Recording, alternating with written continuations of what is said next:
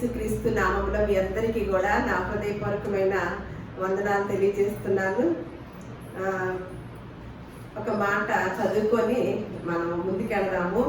మత్తయి సువార్త 24వ అధ్యాయము 3 వచనాల నుంచి నేను చదువుతాను. మీరు 24వ అధ్యాయం తీసి గమనించుతూ ఉండండి. నీ రాకడకు ఈ యుగ సమాప్తికి సూచనలేవి మాతో చెప్పమనగా యేసు వారితో ఇట్లనెను, ఎవడను మిమ్మును మోసపరచకుండా చూచుకొనడి. మళ్ళా 24వ వచనాన్ని 28 దాకా చదువుకుందాము. అబద్ధపు క్రీస్తులను అబద్ధపు ప్రవక్తలను వచ్చి సాధ్యమైతే ఏర్పరచబడిన వారిని సైతము మోసపరచుటకై గొప్ప సూచక క్రియలను మహత్కార్యములను కనపరిచెదరు. ఇదిగో ముందుగా నేను మీతో చెప్పి ఉన్నాను. కాబట్టి ఎవరైనాను ఇదిగో అరణ్యంలో ఉన్నాడని మీతో చెప్పినను వెళ్ళకుడి, ఇదిగో లోపల గదిలో ఉన్నాడని చెప్పినను వెళ్ళకుడి.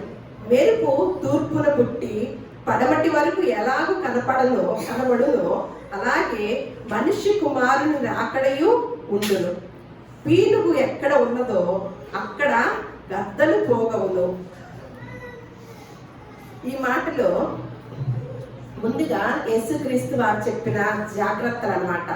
ఆయన శిలువ మరణానికి ముందుగా చెప్తున్న శిష్యులు అడిగినప్పుడు నీ రాకడికి సూచనలు యుగ సమాప్తికి కూడా సూచనలు ఏమని వారు అడిగినప్పుడు మొట్టమొదటిగా ఏమన్నాడంటే, ఎవ్వడును మిమ్మును మోసం చేయకుండా చూసుకోండి. ఈ మాట ఎంత ప్రాధాన్యతమైందంటే ఇది ఒక్కటే క్రైస్తవ లోకం పట్టించుకోవటం లేదండి. ఎవడును మిమ్మును మోసపరచకుండా చూచుకోండి అని నేను ముందుగానే మీకు తెలియచేస్తున్నాను. ముందుగానే నేను వెళుతూ నా బిడ్డలైన మీకు ముందుగానే జాగ్రత్తలు తెలియచేస్తున్నాను అన్నప్పుడు చూడండి, చివరగా ఒక మాట ఉంది కదా, పీనుగు ఎక్కడ ఉండునో అక్కడ గద్దలు పోగవును. ఎప్పుడైనా ఈ మాట గురించి ఆలోచించారా? ఆలోచించిన వారు, తెలుసుకున్న వారు ఎవరో ఉంటే చేతులెత్తండి. ఇది మనం అందరం కూడా బైబిల్ స్టడీ చేసుకుంటాం అన్నమాట. మందిరానికి వచ్చేది ఏంటంటే మనం ఫస్ట్ నుంచి చెప్తాం, ఏదో ఆశీర్వాదాలు పొందుకోవాలంటే పొందుకుంటాం. ఎప్పుడైతే ఈ మాటలు తీసుకొని మన గృహాలకు వెళతామో అప్పుడు పొందుకుంటాం. ఏదో ఆచారపరంగా వచ్చి కూర్చొని వారానికోసారి మిగతా ఇదివరకు రోజుల్లో గుడులకు వెళ్ళినట్లుగా వచ్చి వెళితే మాత్రము ఏమి పొందుకోలేరని నేను ఖచ్చితంగా చెప్పగలను అన్నమాట. ఈ మాటను మీరు ఎంతకాలం ఎప్పుడైనా అర్థం చేసుకున్నారా? అర్థం చేసుకున్న వారు ఉంటే మరి చేయెత్తవచ్చు. ఎందుకంటే మీరెంతైనా ధనిలని. ఎవరు లేరా? చాలా ఆశ్చర్యం వస్తుంది. మనం ఎన్ని సంవత్సరాలు అయిందండి దేవుణ్ణి తెలుసుకొని? ఎన్ని సంవత్సరాలు అయిందండి. అందుకనే అసలు పరిశుద్ధ గ్రంథాన్ని కూడా ఎలా చదవాలని, అలా చదవటం లేదు అని సొలొమోన్ గారు, జ్ఞాని అయిన సొలొమోన్ గారు ప్రసంగి గ్రంథం 7వ అధ్యాయంలో 24వ వచనంలో ఒక మాట చెప్తున్నాడు అనమాట. ప్రసంగి గ్రంథము 7వ అధ్యాయము 24వ వచనం, సత్యమైనది దూరముగాను బహులోతుగాను ఉన్నది, దాన్ని పరిశీలన చేయగలిగిన వాడు ఎవడు అని. నిజమే కదండి. సత్యం అంటే ఏంటి? నీ వాక్యమే సత్యము. ఆ వాక్యం అంట ఎలా ఉందంట? ఆ వాక్యం అంట దూరముగాను బహు లోతుగాను ఉన్నదంట, దాన్ని పరిశీలన చేసేవాడు లేకుండా ఉన్నాడంట. సరే, పరిశీలన చేసి కష్టపడి వారమంతా మీకు ఏదైనా సరే పరిశుద్ధ గ్రంథంలో ఉన్న విషయాలు, ముఖ్యమైన విషయాలు తెలియచేయాలి అని శుక్రవారం కూటము, ఆదివారం ఆరాధన ఇలా జరిపించుకుంటూ మంగళవారం గృహ కూడిక జరిపిస్తూ మనం బైబిల్ గురించి, బైబిల్లో ఉన్న లేఖనాల గురించి చెప్పటానికి మీరంత కష్టపడద్దులే, కానీ మీరంత దూరంగాను లోతుగా ఉన్నది చూడలేరు. కాబట్టి మేము చూసి చెప్తున్నామంటే ఎంతమంది ఆసక్తితో వస్తున్నారండి? ఎంతమంది లేఖనాలను తెలుసుకోవాలని అనుకుంటున్నారండి?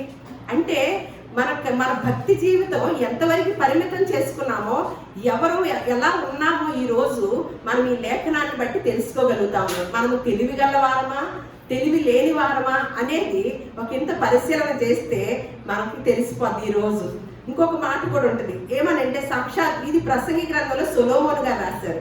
మళ్ళా యేసుక్రీస్తు వారే ఒక మాట చెప్తున్నారు. మార్కు సువార్త 12వ అధ్యాయం 24వ వచనంలో, మీరు లేఖనములు గాని దేవుని శక్తిని గాని ఎరుగకపోవటం వలననే పొరపాటు పడుచున్నారు. ఏది ఎరగట్లేదంట అండి? మీరు లేఖనములు గాని, ముందు ఏదంట? లేఖనాలు తెలుసుకుంటేనే కదా దేవుని శక్తి తెలిసేది. దేవుని గొప్పతనం తెలియాలంటే పరిశుద్ధ గ్రంథం అంతా కూడా దేవుడు రాయించిన మాటలు అన్నమాట. ఆ లేఖనాలని గనక మనం తెలుసుకోలేకపోతే దేవుని శక్తి తెలుసుకున్నామని అనటము అది అబద్ధంగా నేను అనుకుంటున్నాను. ఎందుకంటే అది నిజం కాదు. దేవుని యొక్క లేఖనాలను తెలుసుకోగలిగిన వారు సత్యాన్వేషణ చేస్తూ మనము చాలా దేవునికి ప్రాధాన్యత ఇస్తూ మనం కుటుంబంలో ఉన్న వారికి రెండవ భాగంగానే ఇస్తూ మనం ముందుకు వెళుతూ ఉంటాం అనమాట. అంటే యేసుక్రీస్తు వారే చెప్తున్నారు, మీరు లేఖనములు కానీ దేవుని శక్తిని కానీ ఎరగకపోవటం వలనే మీరు పొరపాటులో పడిపోతున్నారు. అంటే మనం ఈ రెండు తెలుసుకోగలిగితే, లేఖనాలని అలాగే దేవుని శక్తిని కనుక తెలుసుకోగలిగితే మనము మోసపోతామా పొరపడతామా అనేది మరి మిమ్మల్ని అడుగుతున్నాను. మోసం జరిగిద్దా? మరి ఆ మధ్య నేను ఒక రోజున ఒక ఫంక్షన్కి వెళ్ళినప్పుడు ఒక తల్లి గారు చెప్తున్నారు అనమాట, వాళ్ళ కోడలు ఆత్మహత్య చేసుకొని చనిపోయిందంట. ఏంటంటే తన గారు చెప్తూ, మా కోడలు ఇలా ఏంటో ఆన్లైన్లో ఏంటో చేసిందంట. ఏంటో నాకు తెలియదు అంతగా. ఆన్లైన్ ద్వారా ఏయో చేస్తారని, ఏంటవి ఏయో కడతారంట, ఏయో లోన్లు ఏయో వస్తాయి అట్టుకుంటా ఆ ఫోన్ ద్వారా ఏయో మరి మొత్తానికి తన బంగారం అమ్మేసుకుందంట. కొన్ని డబ్బులు భర్తకి తెలియకోకుండా కొన్ని వస్తాయి అని చెప్పేసి అన్ని అవచేసుకోవటం వలన తర్వాత తీరా అది మోసపోయిందంట. ఆవిడ ఆ విషయంలో మోసపోయేసరికి భయము, భర్తకు కూడా తెలియలేదు కదా. తను తెలివిగా అనుకొని ఏదో సంపాదించాలని ప్రాకులాడతారు కదా స్త్రీలు చాలా మంది, చాలా వాటి విషయాల్లో వడ్డీలకి ఇచ్చి డబ్బులు, అలాగే ఇంకొక దాని ద్వారా సంపాదించుకోవటం, ఎలాగైనా సరే త్వరగా సంపాదించుకోవాలనే విషయాల్లో ఏమైతే ఉన్నాయో అలాగే లోన్లు తీసుకునేవాళ్ళు చాలా. ఈఎంఐలని ఏదో అంటారు కదా, ఫోన్ దగ్గర నుంచి వస్తువులు చాలా మంది స్త్రీలు నేను చూస్తూ ఉంటాను. కొన్ని మార్లు మనము అవి కట్టగలిగే స్తోమత ఉంటే పర్వాలేదు, కానీ కట్టలేని స్తోమత ఉన్నప్పుడు మనం ఎంత డిస్టర్బెన్స్ అయిపోతామంటే మనం మానసికంగా కూడా ఇబ్బందికి గురవుతాము, టెన్షన్కి గురవుతాం అన్నమాట. ఆ వస్తువు లేకపోతే ఏమైంది?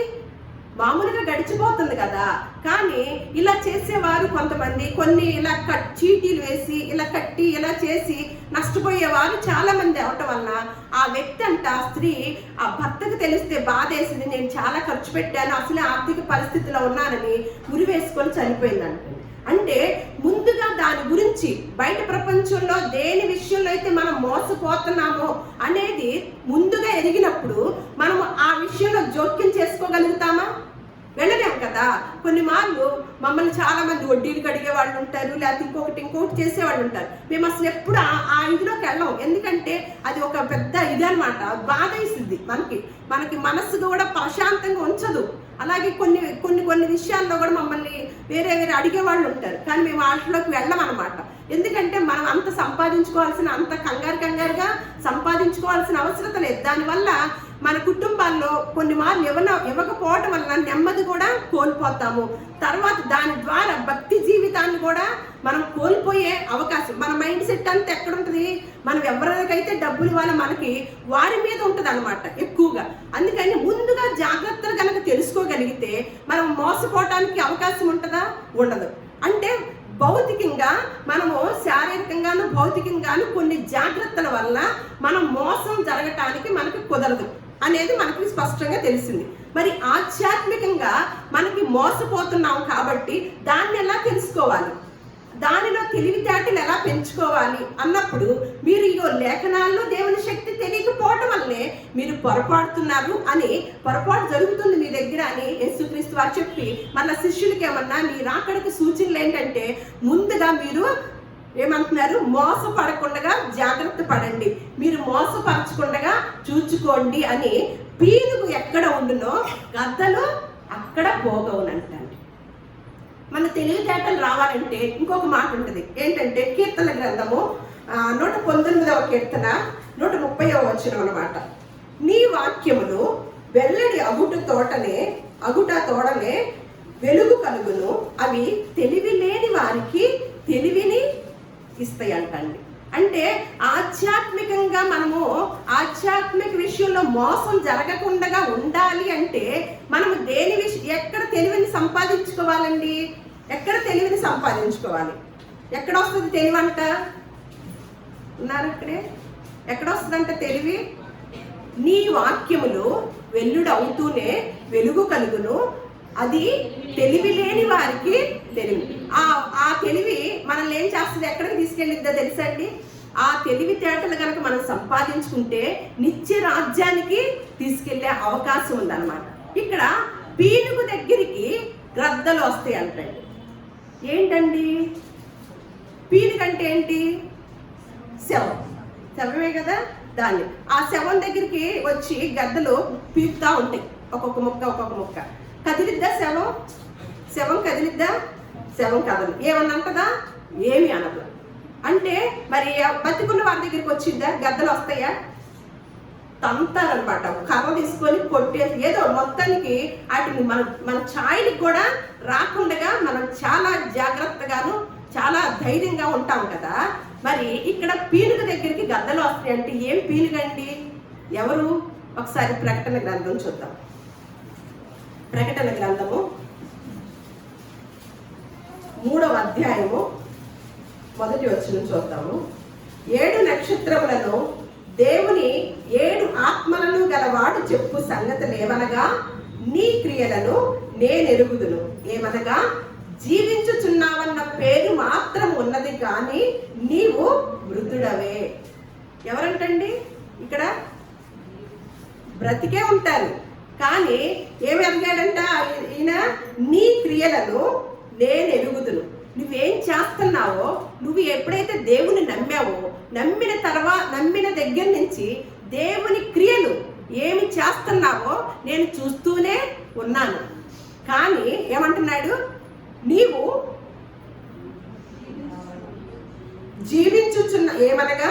జీవించుచున్నావన్న పేరు మాత్రం ఉన్నది కానీ నీవు మృతుడవే. అంటే ఇప్పుడు ఎవరు పీనుగు లాంటి వాళ్ళము? ఎవరండి? చచ్చిన స్థితిలో ఉన్న వారు ఎవరు? జీవిస్తూనే ఉంటాం, భౌతికంగా జీవిస్తూనే ఉంటాం. ఆధ్యాత్మికంగా ఎలా ఉంటాం? పీనుగులాగా ఉంటాం అన్నమాట. ఆధ్యాత్మికంగా ఎలా ఉంటాము? పీనుగులాగా ఉంటాం, శవంలాగా. మంచి మాట చెప్పింది, శవంలాగే. అప్పుడు ఆ శవం దగ్గరికి ఎవరు వస్తారండి? గ్రద్దలు వస్తాయి అంట. మరి యేసుక్రీస్తు వారు ఏమన్నారు? మిమ్ముని ఎవ్వరు కూడా మోసపరచకుండా చూచుకోండి. ఎవరు మోసం చేస్తున్నారండి మనల్ని? ఎవరు మోసం చేస్తున్నారు? కొన్ని మాటలు నేను చెప్తాను, మళ్ళీ ఇంకో మాట కూడా చెప్తున్నాడు అనమాట. చెప్పాక ఎవరు మోసం చేస్తున్నారో చూద్దాం. మార్కు సువార్త 4వ అధ్యాయము 24వ వచనం. మార్కు సువార్త 4వ అధ్యాయము 24వ వచనం. మీరేమి వినుచున్నారో జాగ్రత్తగా చూచుకోండి. ఇక్కడ కదా వినేది, ఇక్కడ చూసుకోమంటున్నాడు. ఏంటి? మీరేమి వింటున్నారు, ఎక్కడెక్కడ ఏ సంఘంలో ఏ పాస్టర్ మాటలు వింటున్నారో, ఏ దైవ సేవకులని వెళుతూ ఏ మాటలు వింటున్నారో అవి ఏం చేయాలంట? వినేటప్పుడు జాగ్రత్త వినండి అనాలి కదా. ఏమంటున్నారు? మీరేమి వినుచున్నారో ఏం చేయాలంట? జాగ్రత్తగా చూచుకోండి. అంటే మనం విన్న మాటల్ని జాగ్రత్తగా ఎక్కడ చూసుకోవాలి? దారిలోనా? ఎక్కడ చూసుకోవాలి? లేఖనాలు చూసుకోవాలన్నమాట. ఎవరి మాట పడితే వాళ్ళ మాట వింటున్నాం కదా, ఆ వినేటప్పుడు, ఎందుకంటే మనకి సోషల్ మీడియాలో వచ్చేసి మనకి సెల్ ఫోన్లోనే మనకి ఎన్ని రకాల వాళ్ళు మనకి ఏదేది కావాలి ఎక్కువగా, అమ్మా నీకు వాగ్దానం చేస్తున్నాను, నిన్ను మీ ఇంట్లో ఈ సంవత్సరానికి ఇది జరిగిద్ది, ఇదిగో మీ ఇంట్లో మీ పిల్లలు ఆశీర్వదించబడతారు, ఇదిగో మీ ఇంట్లో ఈ సంవత్సరానికి మీ పిల్లలు పడతారు, మీకు పెళ్ళిళ్ళు అవుతాయి, రండి మీకు అప్పులు తీర్చబడతాయి, ఇవన్నీ ఎవరికి కావాలి? మన పూట క్రైస్తవులకు అయ్యే కదా. అవి చెప్తే ఎలా ఉంటుంది? ఇందాక ఇక మాట్లాడుకున్నాం. సత్యం చెప్తే ఏమవుతుంది? ఒక ఆయన ఏమన్నారు, ఆయన చనిపోయిన ఆయన, ఇదిగో ఇప్పుడు నేను మీరు పిలిస్తే వచ్చాను, ఇక ముందు పిలవరేమో, ఎందుకంటే నేను మాట్లాడే మాటలను బట్టి ఇక పిలిచే అవకాశం కూడా ఉండదు. మనుషులకు కూడా ఏం కావాలి? అబద్ధ బోధలే కావాలన్నమాట, అబద్ధ ప్రవచనాలు. మరి ప్రవచనాలు చెప్పేవాళ్ళు బోల్డు మంది ఉన్నారు కదా. ఇప్పటికి ఎన్ని రోజులైంది ప్రవీణ్ పగడాల్ గారు చనిపోయి? అసలు చనిపోతా ఆ దారిలో వెళితే యాక్సిడెంట్ అయిద్దనో, అంత పెద్ద దైవ సేవకుడు కదా. అసలు మనకి సంబంధం కాని వాళ్ళ గురించి కూడా ప్రవచనాలు చెప్తాం కదా మనము. అలాగే ప్రవచనాలు చెప్పించుకోవడానికి కూడా వెళ్ళే వాళ్ళు కూడా ఉంటారు కదా. మరి ఇంతవరకు అసలు రిపోర్ట్ అనేది బయటికి రాల. మరి ఇంతమంది ప్రవచనాలు చెప్పే వాళ్ళందరూ కూడా ఏమయ్యారండి? ఫలానా ఇది ద్వారానే జరిగింది, ఇది ఖచ్చితంగా నేను చెప్పగలుగుతున్నాను, రిపోర్ట్ వచ్చింది చూడండి, నా ప్రవచనం ఎప్పుడు కూడా తప్పు రాదు అని మరి ఘంటాపదంగా చెప్పలేకపోతున్నారే. మరి ఏమవుతుందండి? ప్రవచనాలు ఏంటండి? ఏమంటున్నారు? పీనుగు ఎక్కడ ఉంటుందో గద్దలు అక్కడికి వస్తాయి అంట. ఒక ఆయన ఏం చెప్తున్నారంటే, ఒక పెద్ద, అసలు మనం చెప్పే ఇప్పుడు మాటలన్నీ కూడా పెద్ద పెద్ద పాస్టర్లు అనమాట. నేను ఇందాకే చెప్పాను, బ్రతికి ఉంటే గ్రద్ద వస్తే ఊరుకుంటామా? కానీ శవం ఏం చేస్తుంది? ఏ ముక్క తిన్నా కూడా ఏం మాట్లాడదు అనమాట. ఒక ఆయన పెద్ద పాస్టర్ గారు, ఒక అమ్మాయి సాక్ష్యం చెప్తుంది. ఏమని? నా జుట్టు అండి మొన్నటి దాకా తెల్లగా అయిపోయింది అండి, మీరు మీ దగ్గర నుంచి ప్రేయర్ ఆయిల్ తీసుకెళ్ళగానే నల్ల జుట్టు వచ్చేసి అండి అంది. అవునా? మన చెప్పండి. మైక్ తీసుకెళ్ళాడు ఆయన, నోరు దగ్గర పెట్టాడు, హల్లెలూయా హల్లెలూయా. అవునా? అంటే తెల్ల జుట్టుకి నల్లగా అవటానికి దేవుడు, ఆయన పెద్ద పాస్టర్, ఆయన్ని వెంబడించేది ఎవరో తెలుసండి? పెద్ద పెద్ద బిజినెస్ ఉమెన్స్, బిజినెస్ మ్యాన్స్ అనమాట. పెద్ద పెద్ద వ్యాపారవేత్తలు ఆ దైవ సేవకుడికి కోట్లు కోట్లు ఇస్తారనమాట, లక్షలు లక్షలు. ఏమంటున్నాడు? ప్రేయర్ ఆయిల్ రాసుకుందంట, తెల్ల జుట్టు నల్లగా అయిపోయిందంట. మనందరం వెళ్దామా? నాకు అవసరం లేదు, మీరు ఎవరన్నా ఉంటే చెప్పండి, అడ్రస్ ఇస్తాను. మరి పరిశుద్ధ గ్రంథం ఏమి చెప్తుందండి? ఒకసారి మత్తయి సువార్త 5వ అధ్యాయం 36వ వచనం. నీ తల తోడని ఒట్టు పెట్టుకొనవద్దు, నీవు ఒక వెంట్రుకనైనను తెలుపు గాని నలుపు గాని చేయలేవు. ఏం మనిషి అంటే ఏమి వినుచున్నారో మీరు ఏం చేయమంటున్నాడు? జాగ్రత్తగా చూచుకోండి, లేకపోతే మీరు ఎలాంటి వారు? పీనుగు ఎక్కడ ఉందో ఎవరు వాడతారు? గద్దలు వాడు. ఏ గద్ద? ఇప్పుడు ఒక కార్పొరేటర్ పాస్టర్ గద్ద అనమాట. ఎక్కడ వాడింది? ఎవరైతే తెల్ల జుట్టు ఉన్నాయో, జుట్టు మన పెరగటానికి కూడా మందిస్తారంట. కొంచెం చిన్న జుట్టు అనుకోండి, పెద్ద జుట్టు అయిపోద్దంట. తెల్ల జుట్టు వాళ్ళందరికీ నల్లగా అయిపోతాయి అంటండి ఒక ఆయన. ఇంకొకటి మళ్ళా ఇంకొక పాస్టర్ గారు చెప్తున్న మాట అనమాట. ఇజ్రాయిల్ నుంచి అక్కడి నుంచి మట్టి తీసుకొస్తేనంట, ఎప్పుడైనా మన కుటుంబాల్లో ఎవరో వాళ్ళు చచ్చిపోతారు, దేవుని నమ్ముకున్న వాళ్ళు, మరి మొత్తానికి ఆ చచ్చిపోయిన వాళ్ళ సమాధిలోనంట ఆ మట్టి వేస్తే దేవుని రాజ్యానికి వెళ్ళిపోతారంట. మళ్ళా ఆ ఇజ్రాయిల్ మట్టి తీసుకొచ్చి మన గ్రౌండ్ బ్రేకింగ్ ఉంటుంది కదా, అప్పుడు అక్కడ వేసేస్తే ఆ ఇల్లు, ఆ కుటుంబం గొప్ప ఆశీర్వాదాల మయమైపోతుంది అంటండి. ఇజ్రాయిల్లో ఏంటండి పరిస్థితి?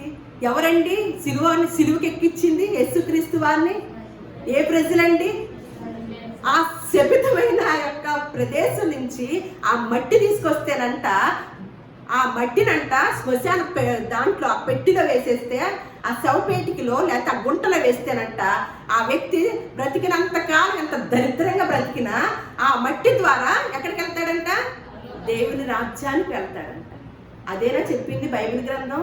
మీరు ఏమి వినుచున్నారో జాగ్రత్తగా చూచుకోండి. ఏమని చెప్పింది? అపోస్తల కార్యములు 14వ అధ్యాయం 22వ వచనము. విశ్వాసమునందు నిలకడగా ఉండవలననియు అనేక శ్రమలను అనుభవించి మనము దేవుని రాజ్యములో ప్రవేశింపవలననియు వారిని హెచ్చరించారంట శిష్యులు. దేవుని రాజ్యం అంటే ఇశ్రాయేల్ దేశం నుంచి మట్టి తీసుకొచ్చి పడేస్తే దేవుని రాజ్యంలోకి వెళ్ళిపోతామా? ఎలా ఉండాలంట? మీరు విశ్వాసమందు నిలకడగా ఉండి అనేక శ్రమలను అనుభవించి మనము దేవుని రాజ్యాల్లోకి చేరాలి. ఇది ఖచ్చితమా కాదా? అబద్ధమా? మరి శ్రమను అనుభవించకుండా దేవుని రాజ్యంలోకి వెళ్ళిపోతామా? వెళ్తామండి. మళ్ళీ ఇంకొక వ్యక్తి అంట, చెయ్యి అంట, ఒక చెయ్యి పొట్టిగా ఉందంట, ఒక చెయ్యి పొడుగుగా ఉందంట. ఆ వ్యక్తి దగ్గరికి, ఆ పాస్టర్ గారి దగ్గరికి రాగానే ప్రార్థన, ఆ పాస్టర్ గారి దగ్గరికి వచ్చినప్పుడు అంట, ఆ పాస్టర్ గారు మొహం తుడుచుకున్న రుమాలంట ఇసిరి ఆ చేతి మీద వేసాడంట. వేయగానే వెంటనే మన సమానం అయిపోయినాయంట 2 చేతులు. ఏం మాట్లాడుతున్నారంటే, మళ్ళీ వీళ్ళందరూ ఎవరు చిన్న చిన్న వాళ్ళు కాదు, పెద్ద పెద్ద వాళ్ళు అన్నమాట. పెద్ద పెద్ద పాస్టర్లు. అంటే పీనుగు ఎక్కడ ఉందో, ఎక్కడ ఉంటాయి గ్రద్దలు, ఎక్కడ ఉంటాయి అక్కడే ఉంది. నీ క్రియలను నేను ఎరుగుదును. నీవు ఈ దేవుణ్ణి నీ భౌతికమైన అవసరతల కొరకే నమ్ముకొని మందిరానికి వచ్చిన భౌతికమైన అవసరతల కొరకే ఆరాటంతో గనక వస్తే నీ క్రియలను, నీ విధానాన్ని నేను ఎరుగుదును. నీవు జీవించుచున్నావు అనే పేరు మాత్రమే ఉంది, కానీ నీవు చచ్చిన పీనుగుతో సమానం, శవంతో సమానం. వెంటనే ఎవరు వాలిపోతారు? మరి ఎన్ని రోజులు అవుతుంది? ఒక్కళ్ళు ప్రవచించారా? ఈ ప్రవచనాలన్నీ ఏమైనాయి? అందుకని యేసుక్రీస్తు వారు వచ్చినప్పుడు యేసుక్రీస్తు వారిని ఒక ప్రశ్న వేసి, ప్రభువా మేము నీ రాజ్యంలోకి వెళ్ళినప్పుడు ఏమంటారు? అక్కడ ఒక చోట ఉంటుంది, ప్రభువా ప్రభువా అనే వారు ఎవరు కూడా దేవుని రాజ్యంలోకి చేరరు, కానీ తండ్రి చిత్తాన్ని నెరవేర్చిన వారే దేవుని రాజ్యంలోకి వెళ్తారని చెప్పి అనగానే ఇట్లాంటి చేసే వారందరూ, ప్రభువా మీ నామంలో మేము స్వస్థతలు చేయలేదా? నీ నామంలో అద్భుతాలు చేయలేదా? నీ నామంలో దెయ్యాలను కొట్టలేదా? నీ నామంలో మహత్కార్యములు చేయలేదా అని అనగానే ఏమంటున్నాడు? అవునా, రండి రండి అని అన్నాడా? అక్రమము చేయవారులారా, మీరెవరు నాకు తెలియదు. అంటే ఏమి లేదు వాళ్ళ దగ్గర, క్రమం లేదనమాట. ఏం చేస్తున్నారంట? అక్రమం చేస్తున్నారంట. దేవుడు ఒకటి చెప్తే వాళ్ళు ఏం చేస్తున్నారు? మరి వెళ్ళే వాళ్ళందరూ ఎందుకు వెళ్ళాలి? సత్యమైన మాట ఒక చోట బోధిస్తుంటే ఎంతమంది పరుగులెడుతూ వస్తున్నారండి. ఎంతమంది సమయాన్ని కేటాయించుకొని ఈ సత్యవాక్యాన్ని వినాలి. ఇందులో ఉన్న జ్ఞానం, ఎంత జ్ఞానం ఉంటుందో తెలుసండి. దీన్ని కనుక పఠిస్తే ఎంత జ్ఞానమో ఉంటుందో తెలుసండి. ఇంకొకళ్ళు ఏమన్నా 10వ భాగాలు ఇస్తే మీరు దేవుని రాజ్యానికి వెళ్తారంటారు. 10వ భాగాలు ఎవరివి? నేను ఇందాకే చెప్పాను, ఎవరైతే లేఖనాలు చదువుతారో వారికి అంతటికి కూడా, వాళ్ళందరికీ అన్నీ వస్తాయి అన్నమాట. అవి తెలియని వారి దగ్గరికే ఇలాంటి మాటలన్నీ వస్తాయి. 10వ భాగాలు ఎవరికి? 12 గోత్రాల్లో లేవి గోత్రానికి లేకుండా చేసి మిగతా గోత్రాలందరికీ మంచి ఆస్తులు పంచిచ్చి లేవి గోత్రాన్ని యాజక గోత్రముగా చేసి ఈ ఆస్తులు ఉన్న వాళ్ళందరూ కూడా మీరు ఈ లేవి గోత్రంలో ఉన్న యాజకులకి మీరు 10వ భాగాలు తీసుకొస్తే వారు మీరు తెచ్చిన వాటితోనే జీవనం విధానం జరిగిద్ది అని తెలియచెప్పి, అది పాతకాలపు నాటి ధర్మశాస్త్ర కాల యొక్క పద్ధతి అన్నమాట. అలాగే యేసుక్రీస్తు వారు ఉన్నప్పుడు కూడా మీరు పుదీనాలోను వాటిలోను జీలకర్రలోను 10వ భాగాలను ఇవ్వడం నేర్చుకొని దీన్ని మానేస్తున్నారు, ఇవి మానక అవి కూడా చెయ్యండి అన్నప్పుడు దాన్ని చూపిస్తూ ఇదిగో క్రొత్త నిబంధనలో కూడా యేసుక్రీస్తు వారు చెప్పారు కదా అని తెలియజేస్తూ కొంతమంది అంటున్నారు. యేసుక్రీస్తు వారు శిలువ మరణం పొందే అంతవరకు కూడా ఏముంది ఆ కాలంలో? ధర్మశాస్త్రం ఉందన్నమాట. యేసుక్రీస్తు వారు శిలువ మరణం తర్వాత క్రొత్త నిబంధనకు వచ్చేసరికి, అపొస్తలుల కాలంలోకి వచ్చేసరికి అలాంటిది లేదు, 10వ భాగాలు అనేది లేదు. కానీ మనకి కలిగిన దాంట్లో కలిగినంతంట, మనకి ఇవ్వగలిగినంతంట. అలాగే ఆ పనివాడు జీతానికి పాత్రుడని ఎవరైతే సత్యవాక్యాన్ని ప్రకటిస్తూ మీ ఎడల కష్టపడి మీ కొరకు ప్రార్థన చేస్తూ ఉన్నది ఉన్నట్టుగా లేఖనములు ఎందే నిత్య జీవం ఉంది కనుక ఆ లేఖనాలను ఉన్నది ఉన్నట్టుగా బోధించే వారిని పోషించే బాధ్యత ఎవరిదండి? విశ్వాసులది అన్నమాట. ఉంది, కానీ 10వ భాగాలు లేదు. 10వ భాగాలు ఎందుకు చెప్పారంటే వాళ్ళకి మిగతా వాళ్ళ 11 గోత్రాల వాళ్ళకి గొప్ప ఆస్తులు ఇచ్చారు. ఆస్తులు కలిగిన వాళ్ళు కాబట్టి ఆ లేవి గోత్రానికి పంచడం జరిగింది అనమాట. ఇప్పుడు ఉన్న వాళ్ళలో ఆస్తులు ఉన్న వాళ్ళు ఉంటామా? పేదవాళ్ళు ఉంటామా? ధనికులు ఎవరెవరు ఉంటారండి? అందుకనే ఇప్పుడు అపోస్తుల కార్యములు ఏమంటున్నారు, అప్పుడంట చాలా స్థిరాస్తులు కూడా అమ్ముకొని వచ్చి అక్కడ అపోస్తుల పాదాలు ఎద్దు పెట్టి అక్కడ లేని వారందరికీ కూడా సమంగా పంచుకోవడం చూస్తున్నాం. అంటే ఆ సంఘంలో అందరూ వ్యత్యాసం లేకుండా అందరూ సమిష్టిగా పంచుకోవడం అనేది చూస్తున్నారు. అలాగే పనివాడు, ఎవరైతే పనివాళ్ళు పని చేస్తున్నారో, కష్టపడుతున్నారో వారికి జీతానికి పాత్రుడని. అంటే అసలు కానుకలు దశమ భాగాలు ఇవ్వద్దు అని కాదు, కానీ మనం అసలు ఏమి ఇస్తున్నామో, ఎవరికి ఇస్తున్నామో, మనం ఇచ్చే అర్పణ అది ప్రయోజనకరంగా వెళుతుందా అక్కడికి, దేవుని సన్నిధికి నిష్ప్రయోజనం అవుతుందా అనేది మీరు ఏమి వింటున్నారో జాగ్రత్తగా చూచుకోండి అని తెలియజేశారు. మీ వాక్యములు వెలుడవుతూనే వెలుగు కలుగును. అది తెలివి లేని వారికి తెలివి. ఏం తెలివిచ్చిందో తెలుసా అండి? సునీత విలియమ్స్ గారు ఎక్కడికి వెళ్ళారు? నాసా వాళ్ళందరూ ఏం పరిశోధన చేస్తున్నారండి? ఇక్కడ భూమి మీద ఉండటానికి మనకి రాబో దినాల్లో భూమి అంతరించిపోద్ది కాబట్టి రాబో దినాల్లో మనం నివాసం చేయడానికి కొంచెం గడ్డు సమస్య అయిద్దేమో అని ఏం చేస్తున్నారంట, నాసా వాళ్ళైనా ఎవరైనా సరే పైకి వెళ్ళి అంతరిక్షంలో స్పేస్లోకి వెళ్ళి కొన్ని పరిశోధనలు చేస్తూ, కొంతమంది ధనికులేమన్నా మేము ఫ్లాట్లు కూడా కొనుక్కుంటున్నామని చక్కగా అసలు కొంచెం ఎచ్చుగా చెప్పుకునే వారు ఉన్నారు. అలాగే చాలా కోట్లు ఖర్చు పెట్టి, లక్షల కోట్లు ఖర్చు పెట్టి అక్కడ ఆ స్టేషన్ కట్టారు, స్పేస్లో స్టేషన్ కట్టారు. అలాగే ఆవిడ వెళ్ళటానికి ఒక డ్రెస్సే 80 కోట్లు అనమాట. అలాగే ఆవిడ తీసుకునే ఆహారం కూడా ఎక్కడి నుంచి తీసుకెళ్లారండి? భూమి మీద నుంచి తీసుకొని వెళ్ళి అక్కడ పరిశోధన చేస్తున్నారనమాట. ఇందాక మొన్న మన మధ్య అచ్యుతరావు గారు ఉన్నారు కదా, సైంటిస్టులు గొప్పవారా, దేవుని నమ్మిన వారు గొప్పవారా అన్నారు. మరి మీరు ఆ సమాధానం చెప్పారా? చెప్పలా. అది పోస్ట్పోన్ చేశారు కదా, ఇంకొక రోజు చెప్తామన్నారు కదా. అలా ఏం చేస్తున్నారు ఈ సైంటిస్టులు? ఒక్కటి మాత్రం తెలుసుకోగలిగారు. ఏమనంటే భూమి ఏ నాటికైనా ఏ రోజుకైనా మటాష్ అయిపోద్ది, కొన్ని వేల సంవత్సరాల్లో భూమి ఉండదు. కాబట్టి మాకు తెలివితేటలు ఉన్నాయి, మాకు జ్ఞానం ఉంది. కాబట్టి ఇక్కడ భూలోకంలో నివాసం చేయని సమయంలో మేము ఆ స్పేస్లో అంతరిక్షంలో మేము ఆ యొక్క ఫ్లాట్లు కొనుక్కొని మేము అక్కడ నివాసం చేస్తామని తెలియచేస్తూ వెళుతూ ప్రయోగాలు చేస్తూ పరిశోధన చేస్తూ లక్షల కోట్లు ఖర్చు పెడుతూ ఉన్నారన్నమాట. నేను ఇందాకే చెప్పాను, తెలివి ఎవరి సొత్తండి? దేవుని యొక్క వాక్యం తెలిసిన వారికి తెలివితేటలు ఉంటాయి. ఎలా ఉంటాయో తెలుసా? భూమి ఉన్నంత వరకైనా అంతరిక్షము, భూమి పోతే భూమి మటాష అయితే ఒకనొక దినం అన్నాడు. భూమి పోతే ఏమవుతుంది? అంతరిక్షం ఉంటుందా? ఆ అంతరిక్షానికి కూడా ఎక్కడి నుంచి తీసుకెళ్లారు ఆహారము? భూమి మీద నుంచి. అందుకని భూమి, యోగ గ్రంథంలో మనకు ఒక మాట ఉంటుంది, భూమి అంటే ఆకాశ కట్టడంలోకి భూమి మీద ప్రభుత్వం చేస్తున్నారంట. అంటే ఈ ఆకాశ కట్టడాలన్నిటికీ కూడా కేంద్ర స్థానం ఏదండి? భూమి. ఈ కేంద్రంలో తేడా వచ్చి చేస్తే అవన్నీ ఉంటాయా? అందుకని పేతురు రాసిన 2వ పత్రిక ఒక మాట ఉంటుందండి, చూద్దాం, చూసేసి మనం ముగించుకుందాము.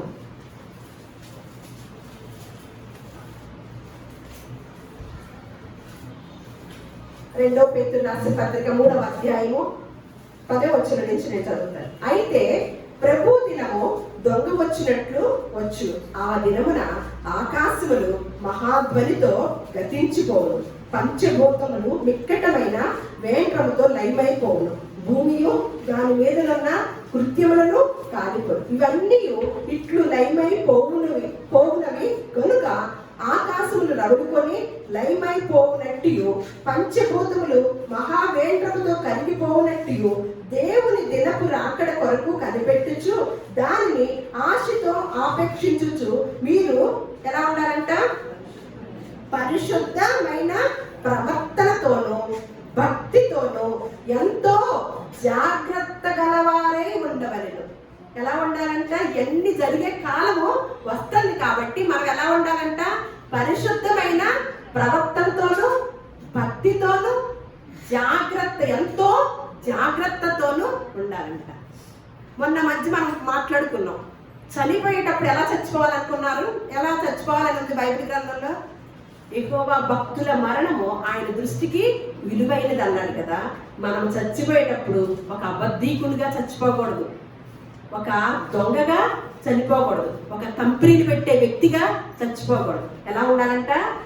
భక్తుడుగా, భక్తురాలిగా చచ్చిపోయినప్పుడు ఆయన దృష్టికి ఎలా ఉంటుంది? ఆ మరణము విలువైనదిగా ఉంటుందంటే. చూడండి, అంటే ఇవన్నీ పోతాయి అని అంటే ఇంకా ఇంకా భూమి పోతే, ఇవన్నీ పోతే ఇంకా ఆకాశంలో స్పేస్లో ఏం చేస్తారండి?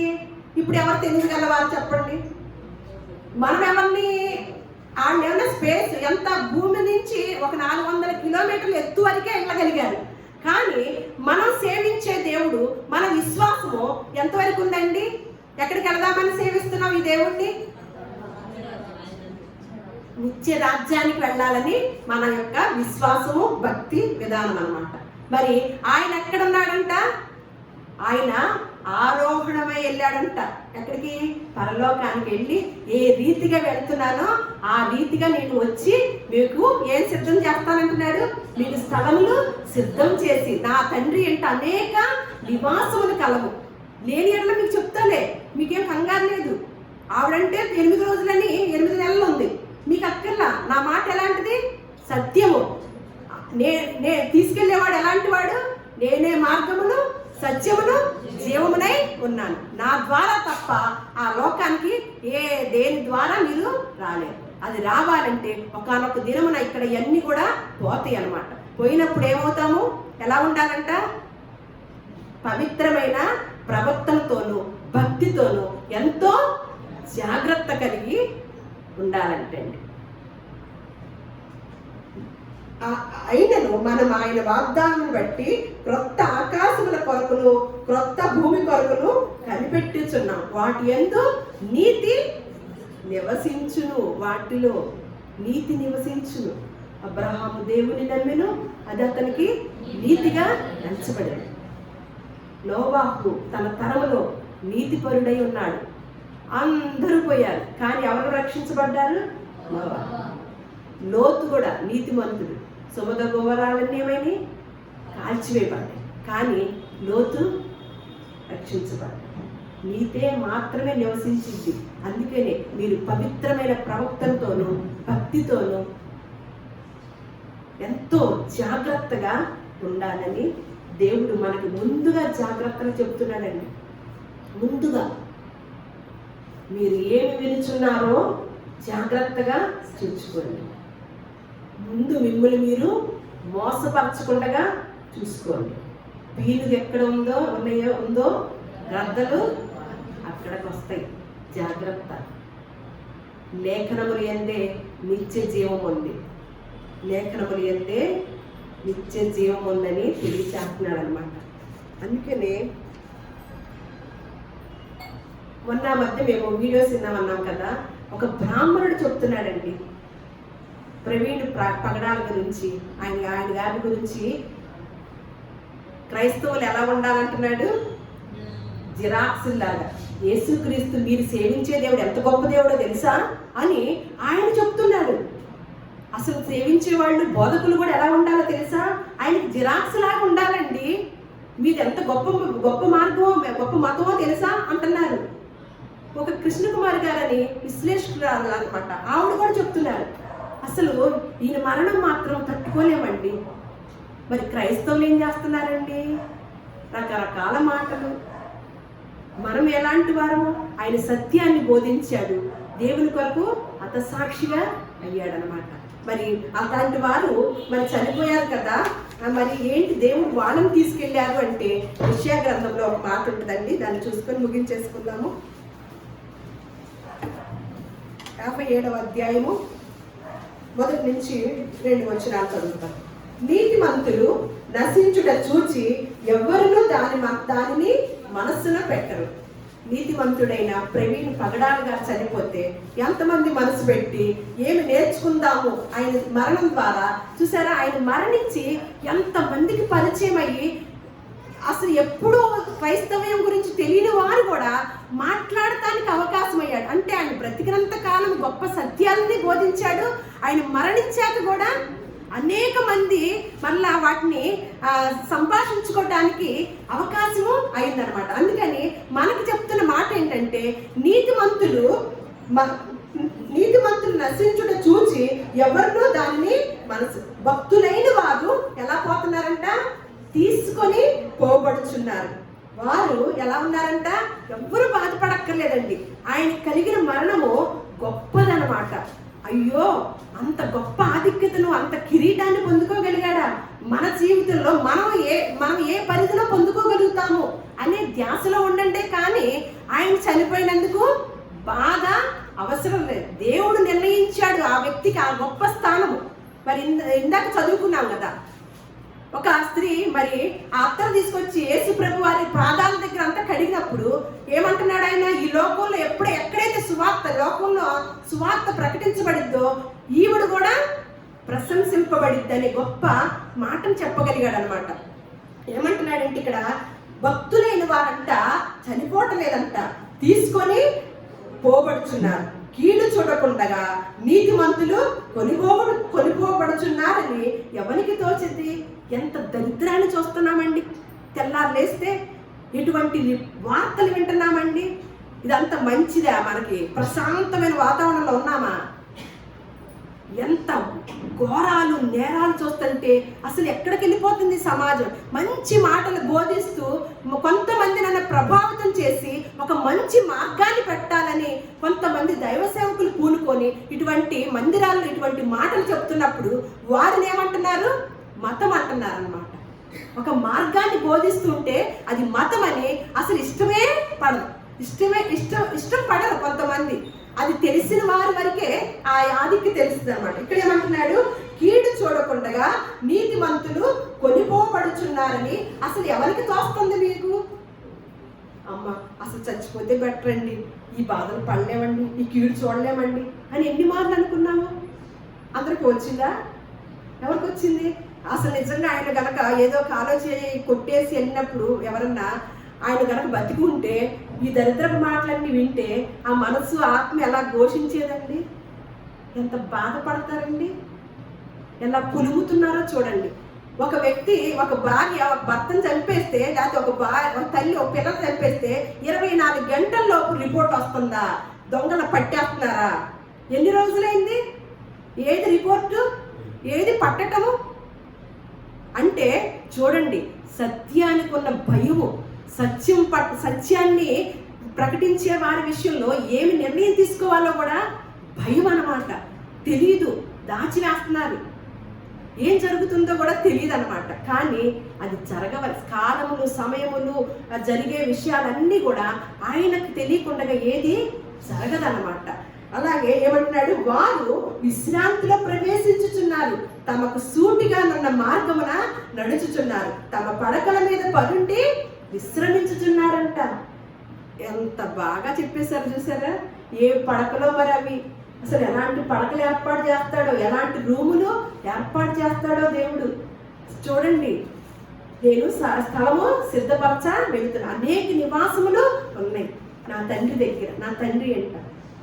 ఎవరు వస్తారు అందులోకి? ఎవరు వెళ్తారు ఆ గదుల్లోకి? ఎవరు వెళ్తారు?